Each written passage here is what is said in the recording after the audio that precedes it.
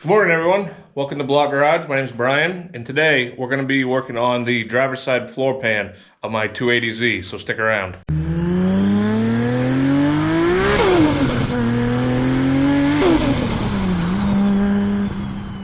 How's it going, everyone? For anybody that doesn't know, this is my 1978 Datsun 280Z. I picked this up back in, I believe, October as a roller. Didn't run. I knew it had some rust, but as you'll see, it had quite a bit more rust than I was anticipating. I've blown this car all apart. I've built a rotisserie for it. We've had it up on that. But lately we've been working on changing the floor pans. So this floor pan on the passenger side is all done. I finished that up in the last video. It's ready to go. So today we're gonna get started on the driver's side floor pan. Now if you take a look over here, so we got this big rust hole up here. This is one that I knew about when I was looking at the car because I could see it from underneath. But once I got all the interior pulled out, I found out it was worse than that. So it's all soft back here. You can see we got some holes here at this seam. Everything, is all crusty. Honestly, this side probably could be saved with just a couple patches, but I went ahead and I bought the full set of floor pans and seat rails from Klassic Fab. Since I got them, I'd rather just replace everything, get it 100% and never have to worry about it again. Not to mention, these panels from Klassic Fab are thicker gauge sheet metal, so it's going to be stronger than what we started with. I'm also replacing the frame rails under the car, but we'll get to that once it's back up on the rotisserie after the floor pans are done. So let's jump right into it. We're going to get that floor pan all cut out, and then we'll start on the reconstruction.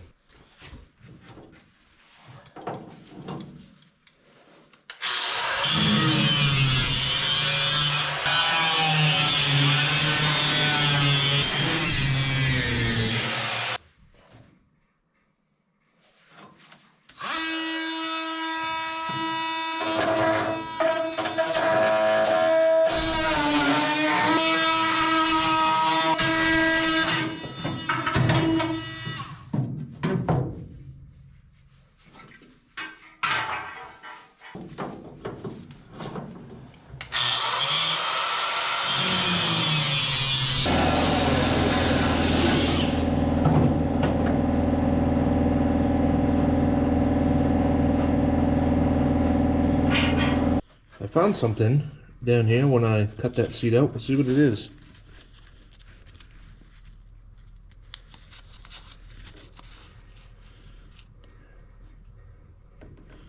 So,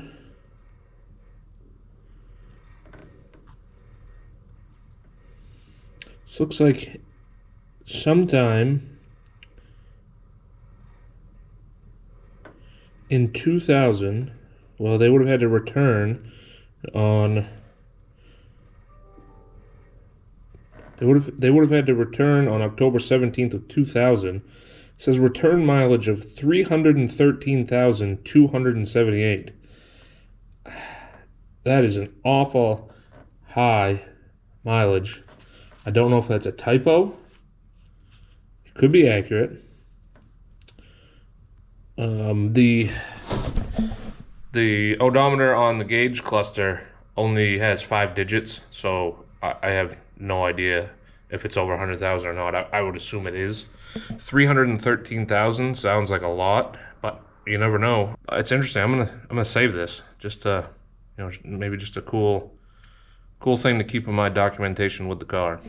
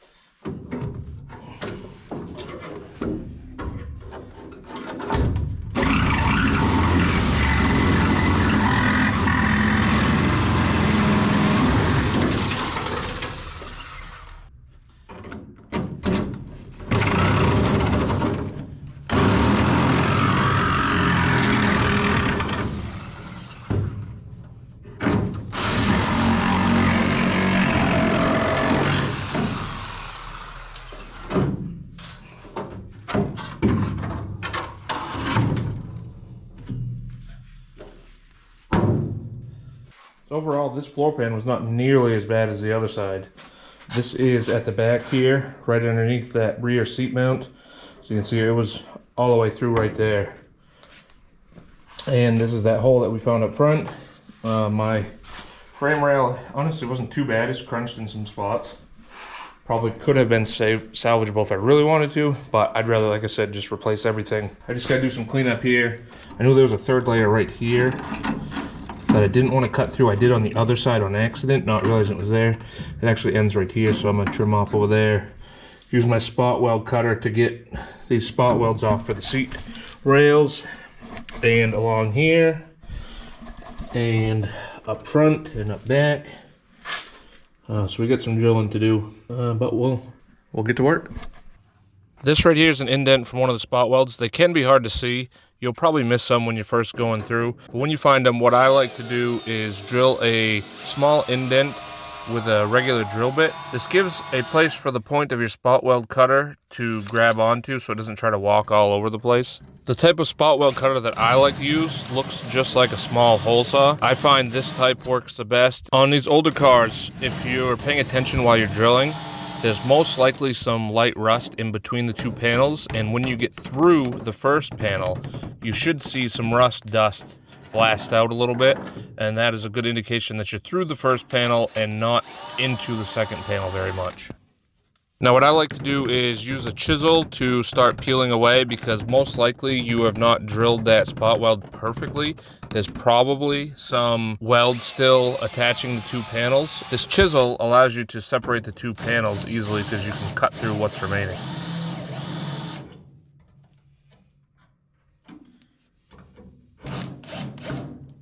And you see right there how easy it is to drill through both layers of thin sheet metal.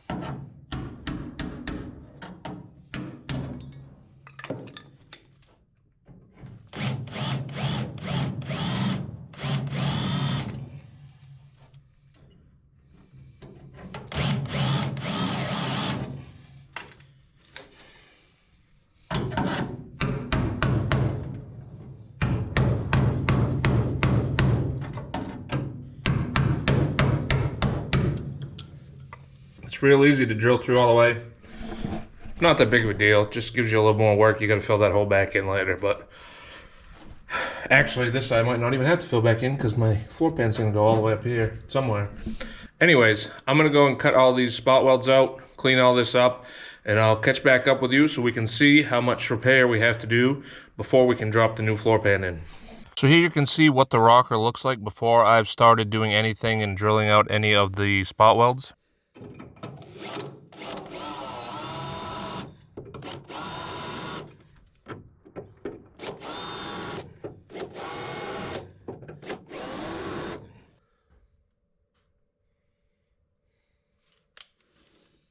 I included this clip here because I wanted you to see how easy some of these spot welds can be to remove once you've gotten pretty good at it and figured out what you need to do to remove them efficiently. A big part of cutting spot welds, honestly, is just finding them. Sometimes they can be pretty tough to find where they all are, but when you get it and get it right, it's pretty satisfying. I'm just using my chisel and hammer, and as you can see, we don't have to do too much work to get this one off.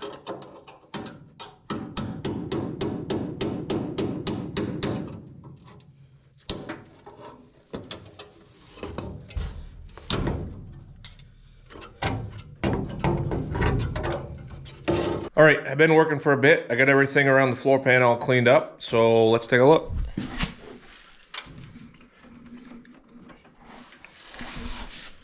It doesn't look too bad here at the back. I did, while I was looking at this piece down here, you know, this slip extends all the way over here and goes up underneath this panel. It was thin here. I cut that out already, just because I wanted to see what everything looked like. This piece back here, I was hoping to save this, but it's right here. There's a little hole where it rusted through. You know, the back piece on the back is still solid, but this part is thin. It's through there. So, I mean, the rest of it, it's okay, and it would probably work. But to be safe, and where I gotta cut that out anyway, what I think I'm gonna do is just trim right here, all the way up where it's solid, right here, cut it over here, and here, and just replace that whole rectangle piece. That way, I don't have to worry about it being thin. It'll be replaced. We won't have to worry about it again. And I also took out the seat pocket on this side too. It's not like the other side. It didn't need any repairs, but there was some rust built up between this panel and that seat pocket where it welds on right here-ish, I think.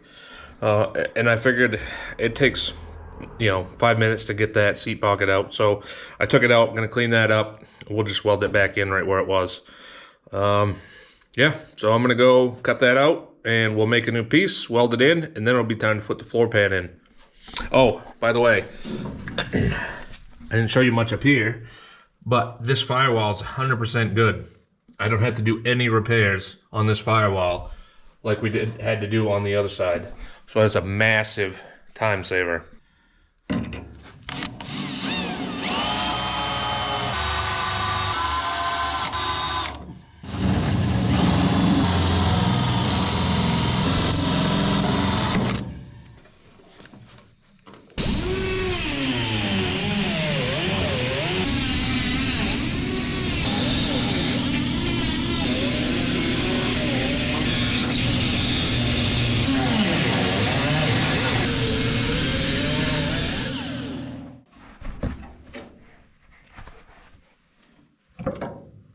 So here you can see what we're working with. Got that panel cut out. There's a little bit of rust in between the panels there, so it's a good thing I cut that out.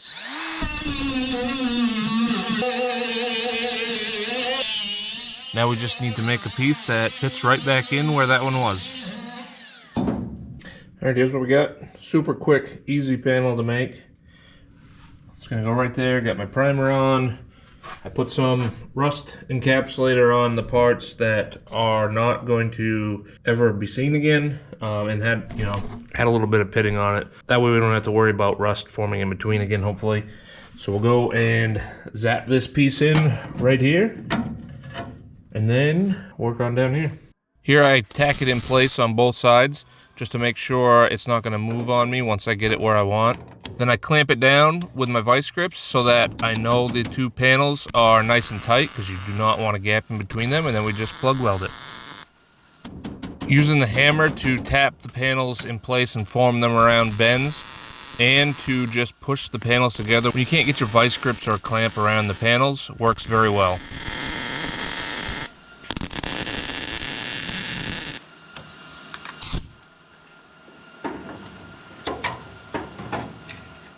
My gaps did happen to be a little tighter after I got it welded in, so now I'm just making sure that there's enough of a gap in between the two panels that I have room for the weld to fall in. And here's what I came up for the bottom piece. It's going to snap in just like that. Let's get that welded in.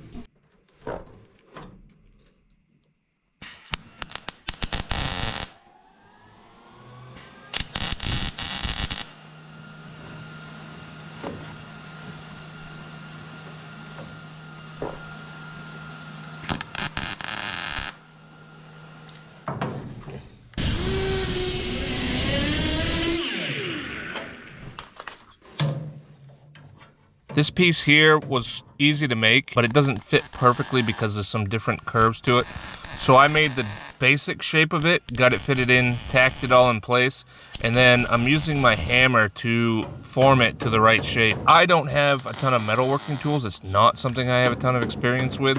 I'm definitely learning this as I go. I found this is a very easy way to get everything to fit how I want. Now, if this was on the exterior of the car, and people were going to see it, or I was going to have to do body work on it to make it look nice, I would definitely not be just beating it into place with my hammer. Alright, we're all tacked in. Took a bit of beating to get this to fit right over here.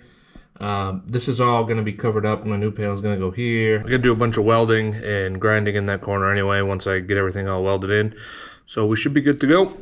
So now we just need to fully weld this. Once everything is fully welded, I will bend and cut this to fit up against my floor here, and we'll be good to go.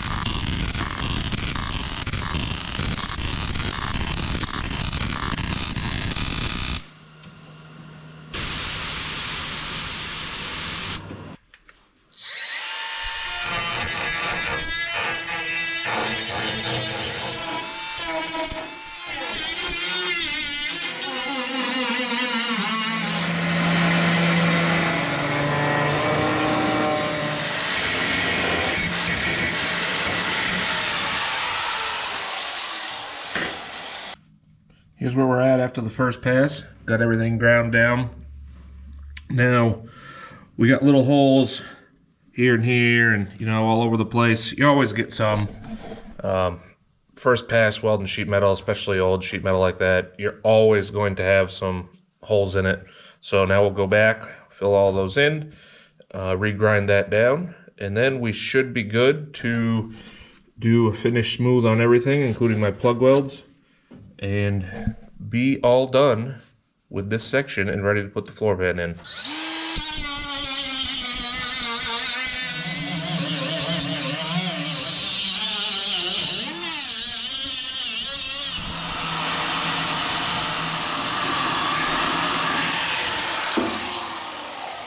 Here's our final product. All cleaned up, ready to go. I did forget one thing. We need to put the seat pocket back in. I've got that all ready to go, so we'll just go drop that in. These seat pockets on the 280Zs, I'm not sure if the 260s and 240s are the same, but it's just a little pocket that's held in by a bunch of plug welds, and then along the top edge it's got some seam welds. I just drilled those out before off camera, got this thing popped out. It came out easily. There's a couple spot welds you gotta get underneath the car. Really not a big deal to pop it out. You shouldn't ruin it getting out. And then just tap it back into shape as you're welding it back on and grind down your welds and you're all done.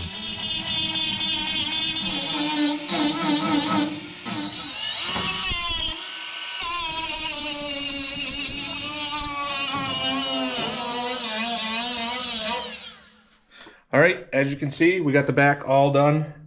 I finished all that back there. The floor pan I've got set in there. I threw some self-tapping screws in along the edges to hold it in place. And so when I pull it back out, I can set it down in the exact same spot. I don't have to reline it up.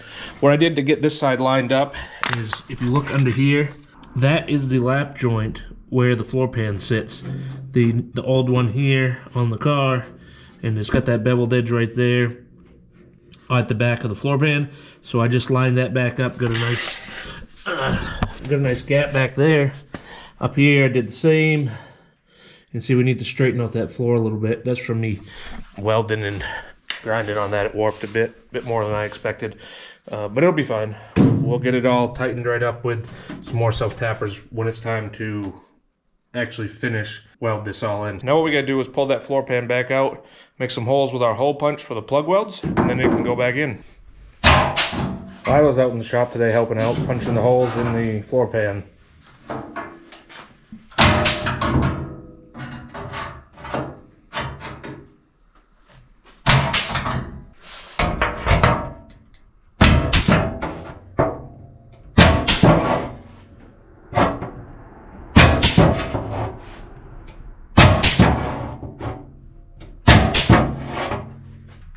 After we got all those holes punched, I went in and cleaned up all the paint on all the edges that are going to be welded on the top side as well as the bottom side. That way we don't have to worry about anything with the paint contaminating our welds. I use a combination of these cleanup discs and the sanding pads on my little die grinder. So now I'm going to take some weld through primer, throw it on the bottom side. That's going to get pinched in between this panel and the car body. That way we got some rust protection back here. And then we'll go ahead and throw it in the car and start welding.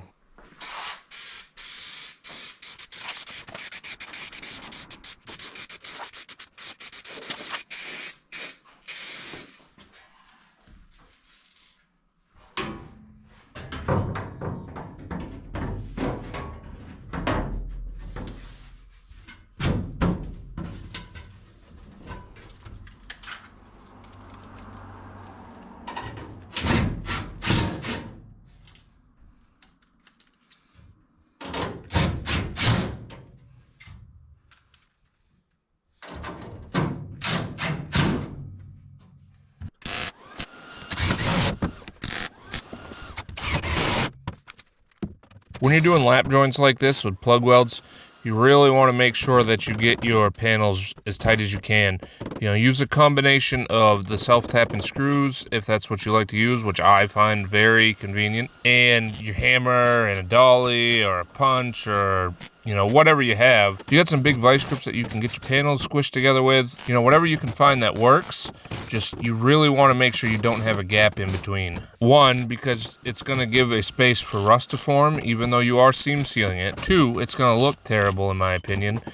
And three, it's going to be a lot harder to weld. When you get your two panels nice and tight, you have less chance of blowing through one of them and you can get a better weld.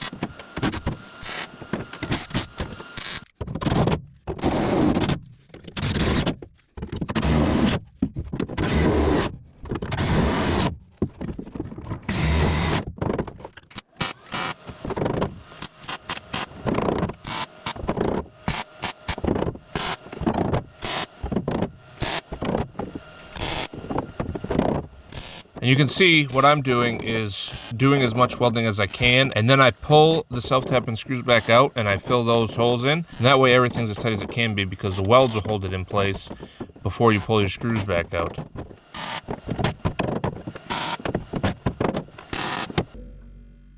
And here's our finished plug welded product.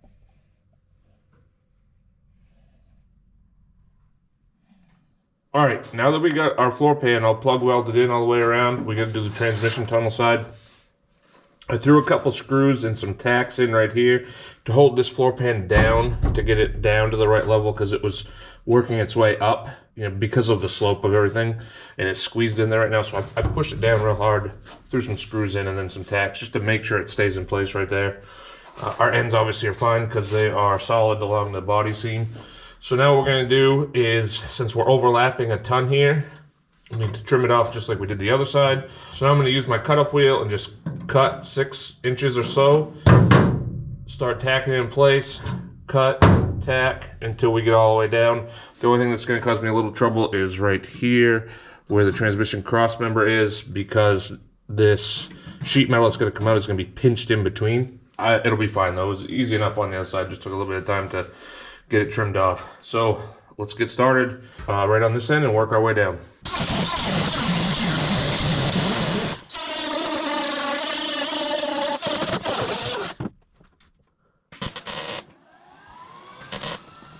I really find this method of doing butt welds when you are replacing panels works very well. You don't have to mark and cut beforehand and hope that you got everything lined up. You know your panel's exactly where you want it. It's not gonna move. So you just cut a little bit, weld it up, cut a little bit, weld it up. That way everything stays right where it's supposed to. And you don't have to worry about having too big of a gap or getting everything out of shape. And take your time as you're going to make sure your panels are as lined up as possible as far as the faces of them. You know, run your finger, your thumb up and down them. Use your hammer to shape everything if you need to. Push in and out by hand when you're doing your tack. The closer you get everything lined up beforehand, the better end product you're gonna have.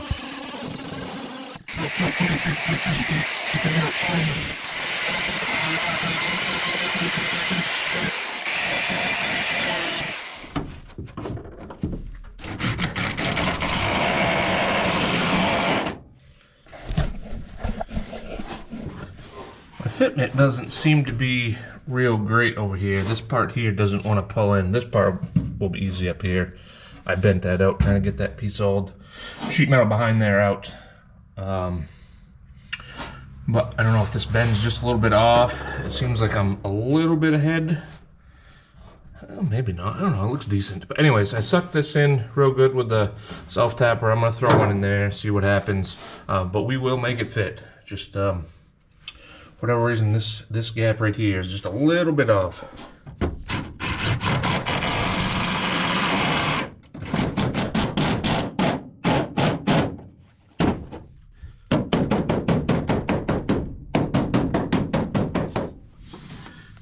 See, with a little bit of work, we can make it fit.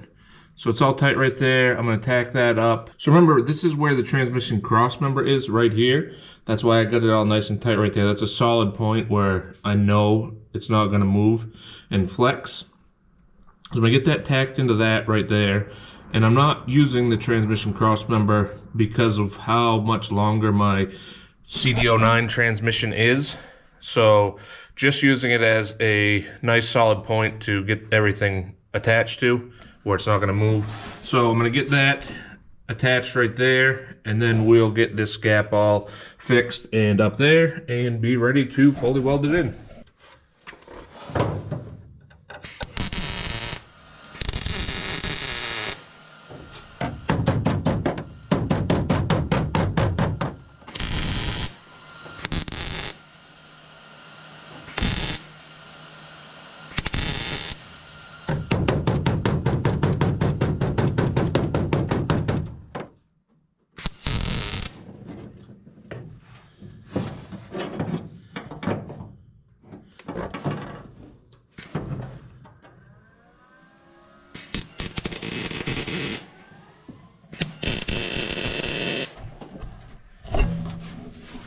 This curve right here, how easy it is for you guys to see. This piece here curves. It's gonna fold right here, and it's not really present in the floor pan down there. So what I'm gonna do is I'd rather not dent this in. I'd rather keep this shape if I can. So I'm gonna go down underneath and try and hit this out a little bit. I got this welded on this end where it needs to stay, and right here where it's still lined up and needs to start coming out. So I'm gonna go do that.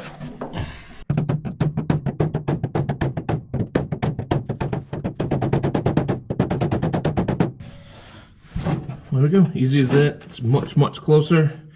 Just got a little bit of fitting up to do when I weld, but I think that'll work.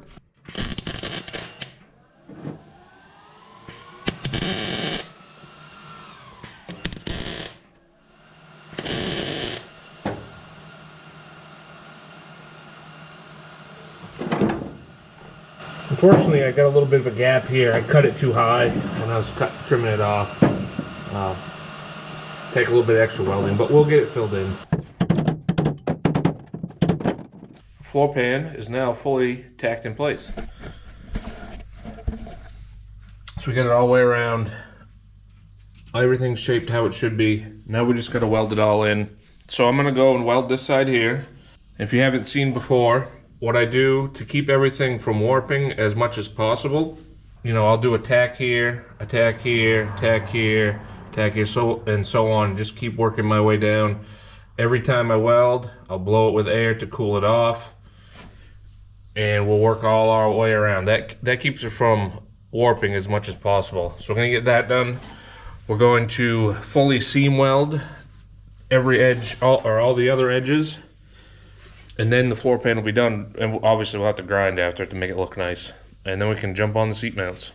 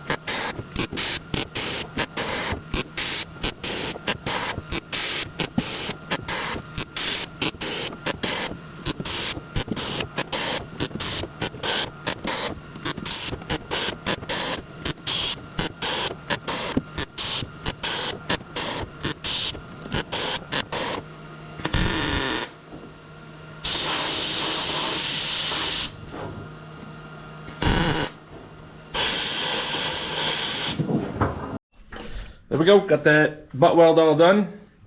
Now I'm just gonna run around and do all of my seam welds, which will be much, much quicker than doing that butt weld.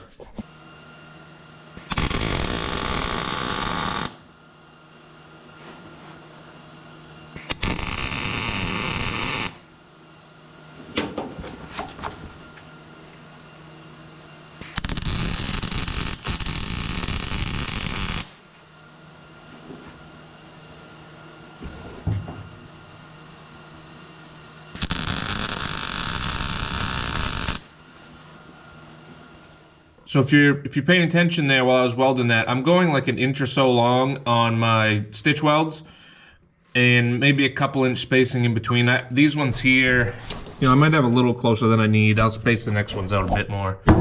But what I do is I turn my wire speed and my voltage up on the welder higher than when I was butt welding, because one, you got 2 layers of metal there, you're less likely to burn through. But also, what I find is if you have it slowed down, or if you have it at the same voltage and you weld slower, you know, move your weld along slower, I find I have more of a tendency to burn through because you're sitting there holding the heat right there. I like to turn up the voltage a little more than I turn up the wire speed, and that allows me to get a nice weld that doesn't stick up way above. You see this plug weld right here? It's up quite a bit above the sheet metal. We're gonna have to grind that down quite a bit. These 2 stitch welds I did over here, they're barely up over, if at all, maybe just right here on this one. So we don't really have to grind that at all, which saves a ton of time. And we know we got plenty of penetration there. So I'm gonna keep doing that. One thing don't forget to do is make sure as you go along that your pieces of metal are still right tight. You know, take your body hammer, tap it down if you need to, push down if you need to hold it together. And if it's bad enough, throw another self-tapping screw through it to hold it right tight. But yeah, we're just going to continue moving along, and I'm going to get this whole thing fully stitch welded.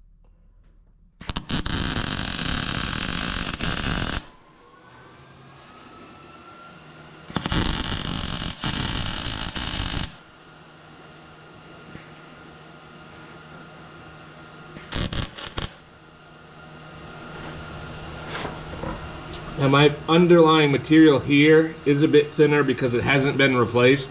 So I'm going to turn my voltage down just in this section right here.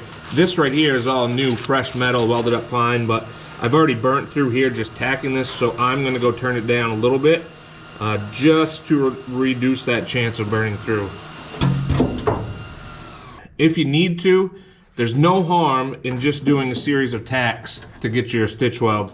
Sometimes you have to do that just because the metal you're working with will not withstand a bead.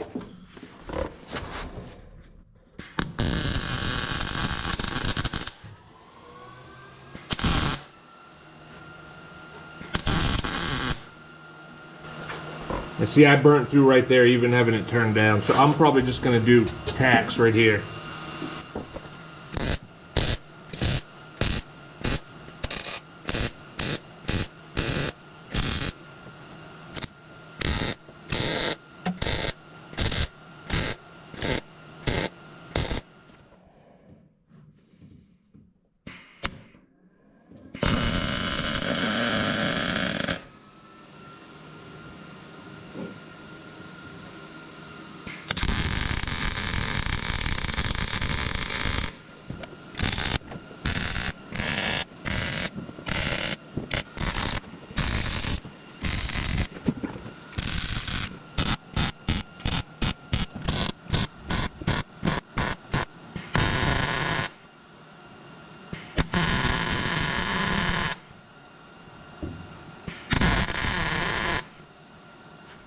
There we go.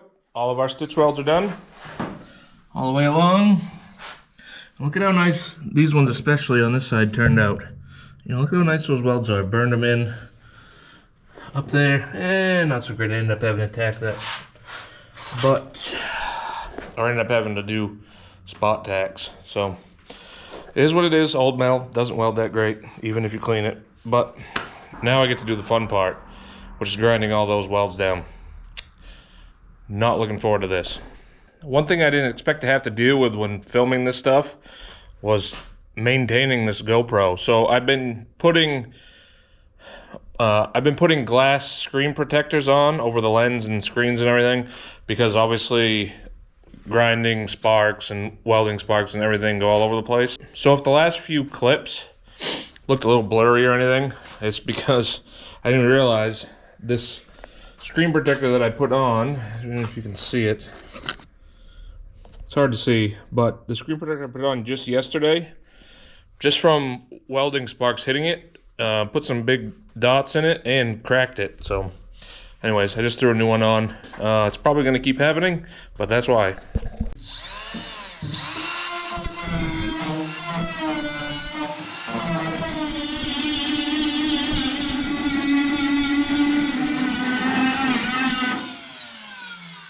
So if you haven't seen me do the grinding yet, I like to start with the cutoff disc on my die grinder and take off the majority of the weld, and then I smooth it out later. It goes so much quicker, I feel.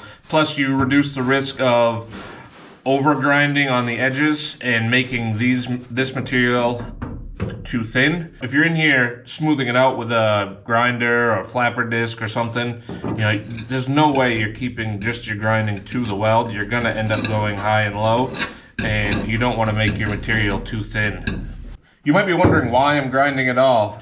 I could, and most people would, just leave these welds as they are, but I don't like it. It looks terrible to me. Even though it's gonna be covered up, I still want it done. I'm gonna do the same thing on the bottom side, although I probably won't worry too much about getting it perfectly smooth, just because it's gonna be coated in undercoating, which is rough anyway.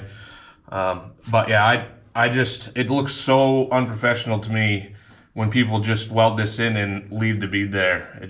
I don't like it. So I grind everything down, even though it takes up a lot more time.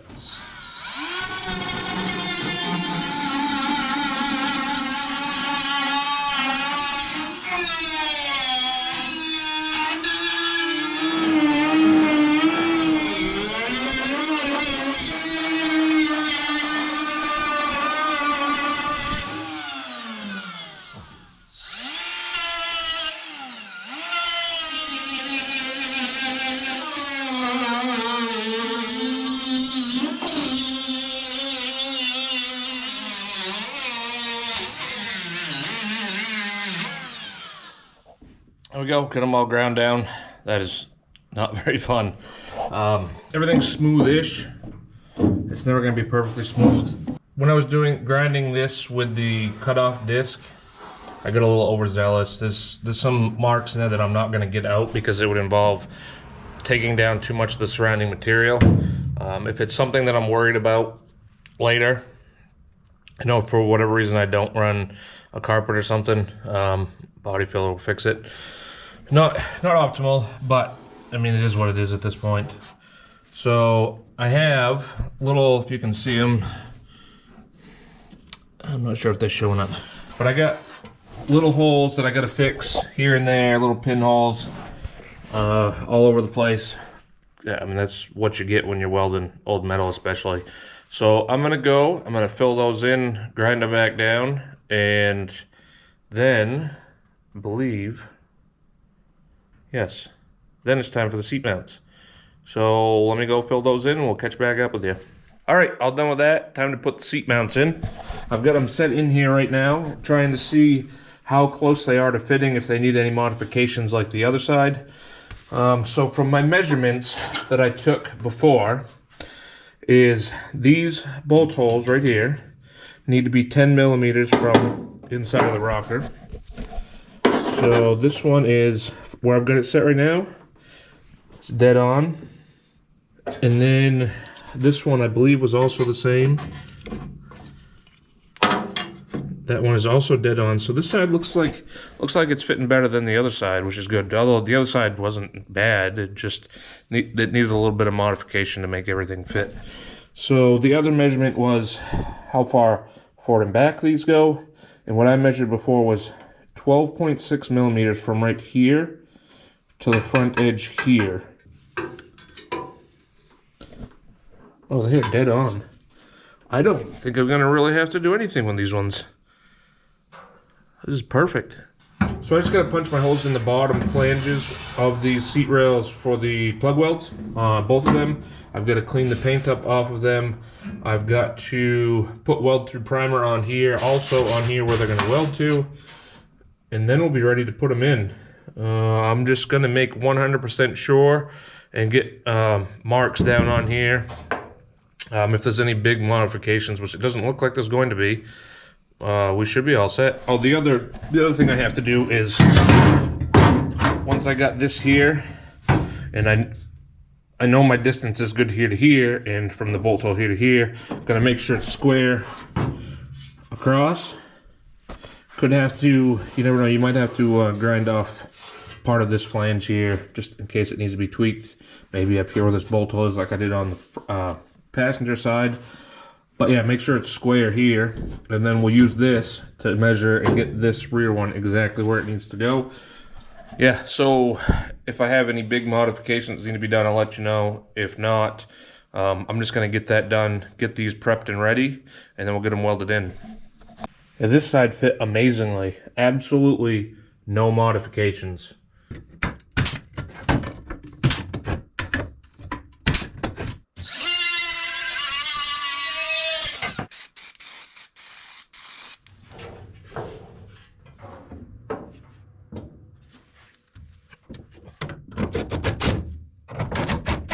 Seat mounts are all ready.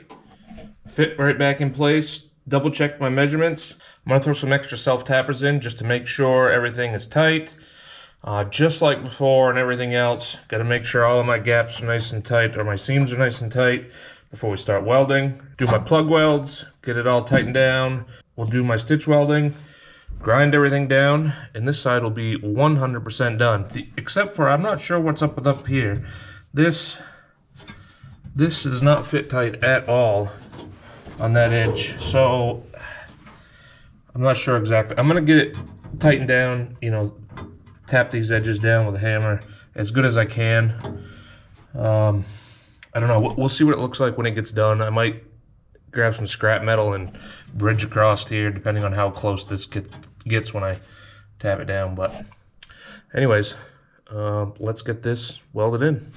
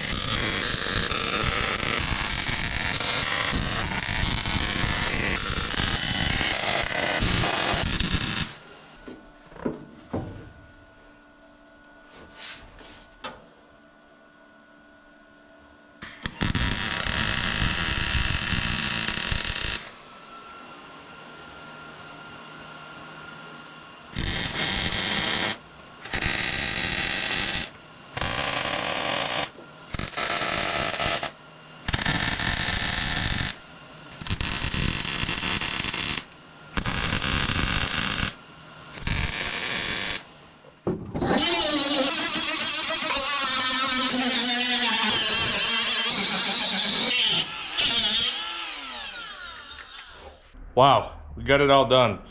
I was busting ass to get this done this weekend, but it is all 100% done. Both floor pans are in now. Both both pairs of seat rails are in. Now we get to move on. I really didn't think I was gonna get this done this weekend, but pushed through, got everything done. I'm happy with how it is. I might have to do a little more cleanup. Like I mentioned before, I got to do something with this edge here, but that's nothing, you know, I'll get that later. It's time now for the car to go back on the rotisserie so we can do the frame rails. So that'll be next video. We'll get the car back up. I do need to modify the rotisserie a little bit, but I'll show you guys my plans when we get to it. Yeah, I'm kind of in a rush here because I want to go watch the Daytona 500. That starts here like literally any minute, and I don't want to miss the beginning of it. So I'm kind of rushing through this outro, but like, comment, subscribe, all that stuff. For anybody that's not subscribed, go ahead and hit the subscribe button. You know, it's free, doesn't cost you anything, and you'll know when I post a video. That way you can keep up to date with the project and the progress that we make. Hopefully I see you guys in the next video.